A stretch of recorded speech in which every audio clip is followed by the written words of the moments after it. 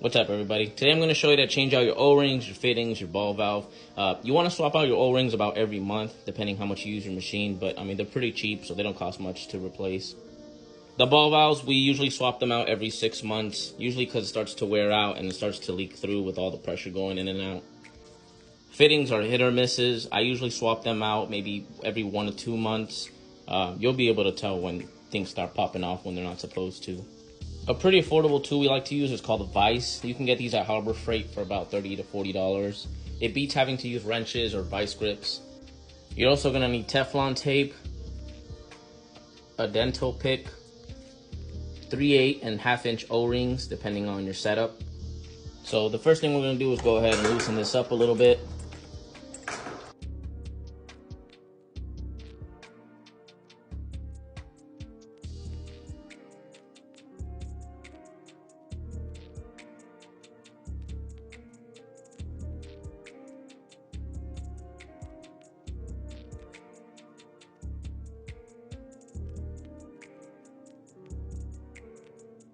Alright, now that we got the fittings off, we're going to go ahead and swap out the O-rings and take off the old Teflon tape.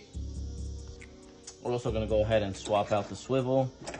This one lasted me about maybe a year, honestly. It's still not leaking, but we went ahead and got a brand new one. Make sure everything's running right.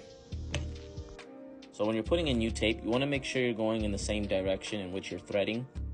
If you go against it, your tape can come off while you're trying to tighten it up. And now we're going to go ahead and change out the O-rings on this. So they're a little worn out. Let's go ahead and swap them real quick. So now we have the dental pick and the center hole punch. All we're going to do is just grab this real quick and just scrape it out. And then there's your other one. After you've taken out the old one, you can go ahead and put the new one in with the center hole punch and the dental pick we've been using. Make sure it's flush in the inner part. You'll be able to tell if you put it in the wrong way if the quick connect does not go in.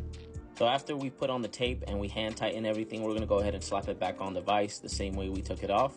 I'm so used to using wrenches that I kind of struggle using this, but it's pretty easy to learn. If you use it any other way, let me know if I'm doing it wrong. I think they even sell a trailer version so you can mount it onto your trailer walls or on the hitch. And I feel like it's really important to stay on top of this type of maintenance, because if you have a bad ball valve or you have bad O-rings or fittings, especially right where your hand is at and your face, accidents can happen. So make sure you're on top of this type of maintenance every month, a few months. I hope this video helped out somebody. If you have any questions or comments, feel free to drop them below, and make sure you're on top of your maintenance again, because you don't want to have any issues later on.